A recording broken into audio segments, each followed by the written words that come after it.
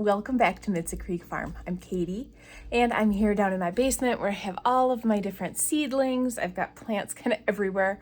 Right now I'm working on bringing them down to my greenhouse.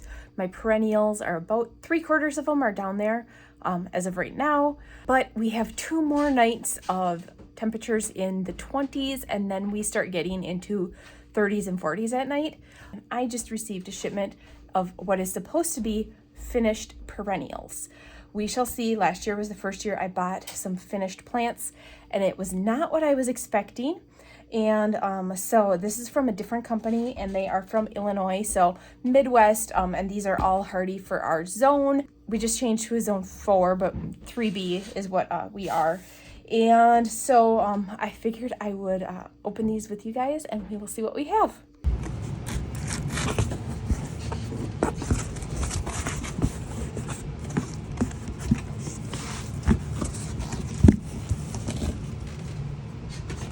These are wrapped a lot better than the last company I ordered from.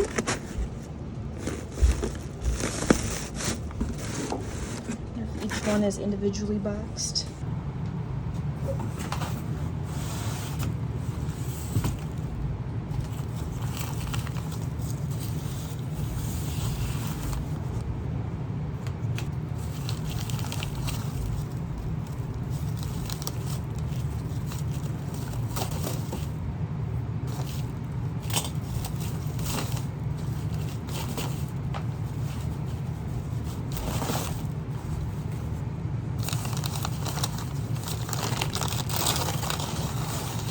Oh, they're all over. So this is my tray of hostas, and they are all over, knocked all over. This should have been a full tray. I did all my math correctly. So theoretically, there is another partial tray somewhere in here, but these are 2 different varieties. We've got Patriot hosta and Sun and Substance hosta.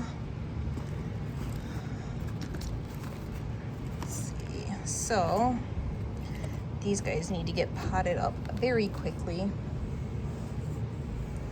The packaging is a lot better than the other company, but I'm just worried now on what I am missing. 1, 2, 3, 4, 5, 6, 7, 8, 9, 10, 11, 12, 13, 14, 15, 16. Okay. I'm gonna pot these up tomorrow. I'm not gonna do it tonight. It's about 7:30, maybe even 8 o'clock at night. They came on the UPS truck about an hour ago. So I'm not going to pot them up tonight, but I will pot them up into a 1-gallon pot tomorrow. And it's supposed to be a lot warmer tomorrow. Today reached 47. Tomorrow's supposed to be 50s, and it's just supposed to be nice and warm after that. So tomorrow will be a good day to pot those up. All right, next one. I hope this isn't a mess like that.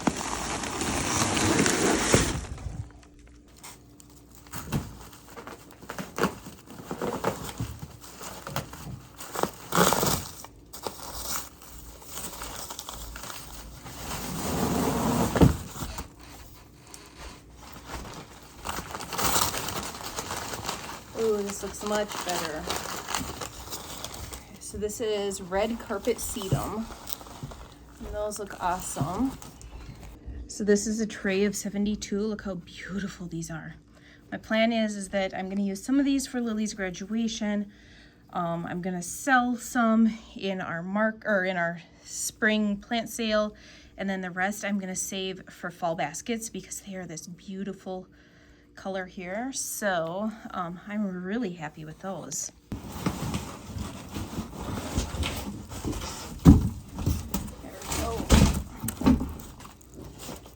If I had to guess, I would guess this is another tray of sedum, but you never know.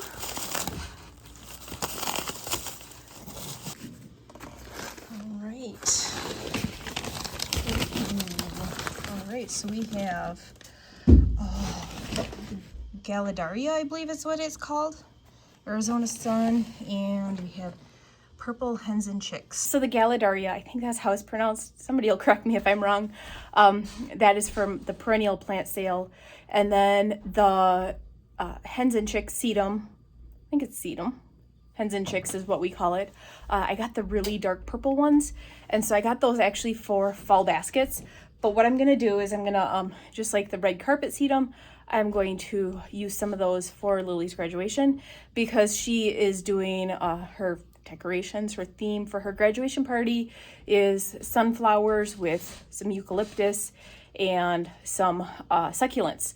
And so we have a bunch of Rudbeckia going, and I'm hoping that they are blooming by then. And then we'll put some of my little eucalyptus plants in and do like center arrangements kind of.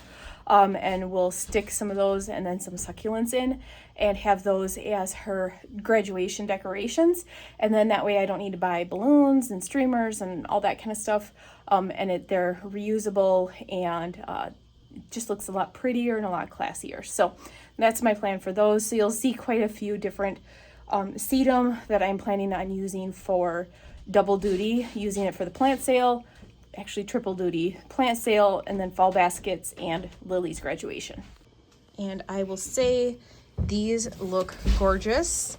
They look so healthy, and I'm really happy with these. We got the smaller box emptied, and now we're on to box 2. Alright, so this box is twice the size of the other one.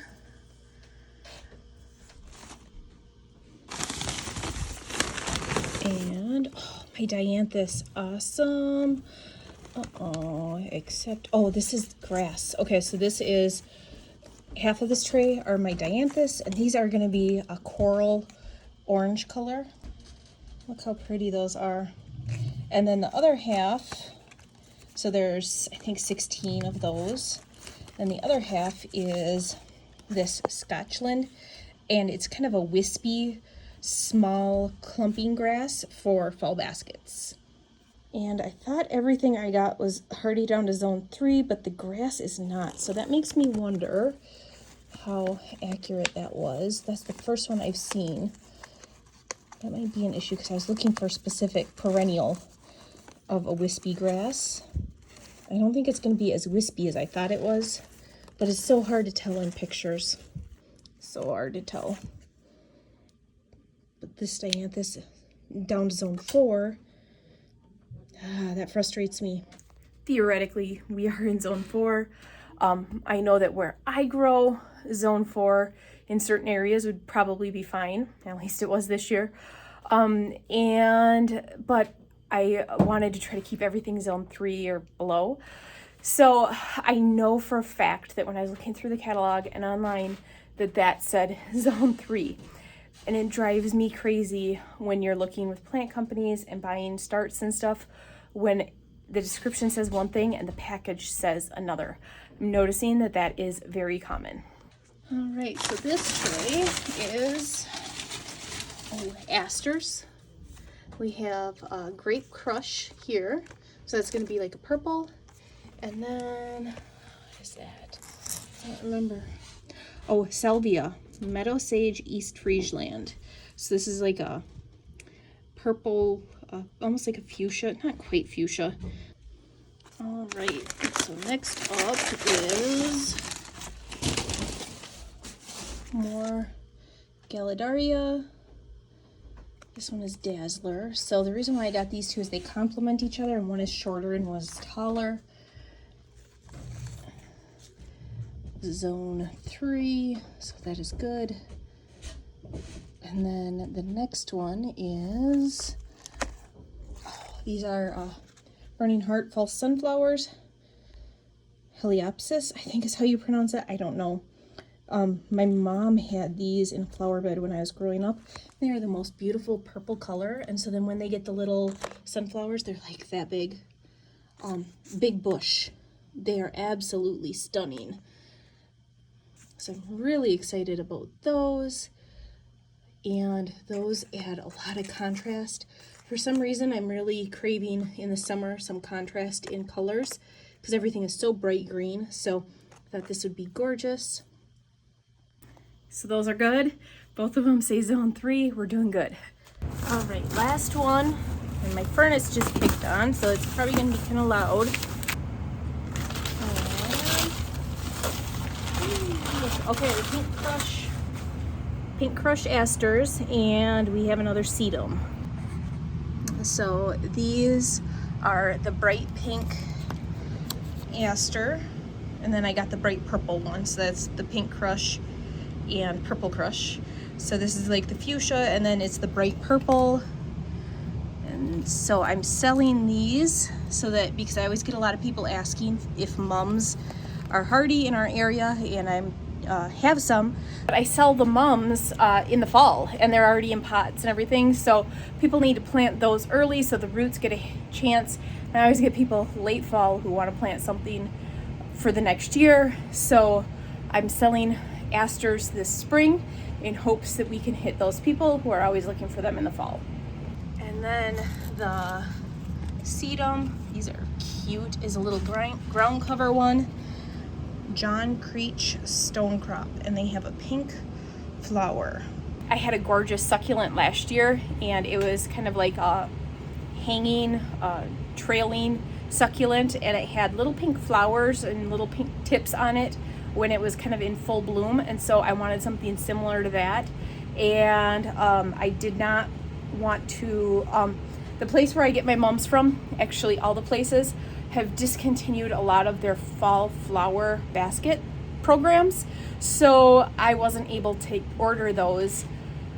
I would have had to order them this spring as plugs and from a different company, and I wanted to try to keep shipping costs down because shipping costs are so expensive. So I ordered a sedum instead because they are perennials through this finished perennial plant company that I ordered all this from. So that is the reason why I did that. And then there's one last thing, this envelope, and I'm guessing it's probably tags, although everything has tags in it. But let's open it and find out. Yep, tags. So what would they be for? Oh, probably the red carpet sedum, because they don't have tags. That is 72, and so that's probably, yep, the red carpet sedum. So I am much happier with those than I was with the perennials that we had last year. So just a few kinks I need to work out. Maybe this is common, I have no clue. I'll email my rep and ask her what she thinks, but I'm really happy with that. We have 1, 2, 3, 4, 5, 6, 7, 8, 9, 10, 11 that are hardy for our zone, one that isn't. I'm counting the one that's zone 4 hardy for our zone because we are in zone 4 now. And then a grass for fall. So we had 13 different types of plants in there. And so that is going to be a great addition to my plants that I've started. Early morning editing, Katie here. And I did email my rep, and she said that with smaller greenhouses, it is really common to have tags that say the wrong zone because they use a big tag company and it's wrong on their tags, and they kind of put a general zone number on the tags because they're selling all different kinds to all different people. So she said, go with what the plant company says because they are correct. And if I want to prevent this in the future, to use a company that does their own tags. And so that is the companies that do that are the really, really big ones. I don't exactly want to use those, but that's a bridge to cross for next year. So the zones are correct. They were all zones. The grass was zone 2, and then there were 2 other plants, I think, that were questionable, and they are hardy for zone 3. So that is it for today's video. Thanks for tuning in. I'll see you guys next time.